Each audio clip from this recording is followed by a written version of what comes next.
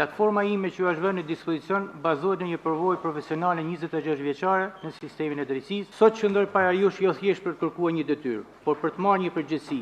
Përgjegjësinë për të drejtuar një nga institucionet më të rëndësishme të shtetit të së drejtës në Shqipëri, Prokurinë e posaçme.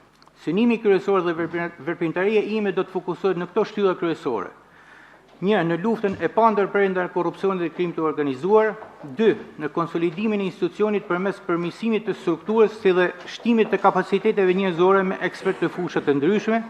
3. Në forcimin e marrëdhënieve me partnerët ndërkombëtar në luftën kundër krimit të organizuar dhe korrupsionit, si dhe 4. Në forcimin e besimit të publikut. Këto prioritete përbëjnë thelbin e çështjes sime ndaj drejtimit të prokurisë posaçme dhe përfaqësojnë angazhimin tim për ta udhëhequr këtë institucion deri një fazë të re pjekurie, ku profesionalizmi dhe llogaridhënia të jenë standardet të punës së përditshme.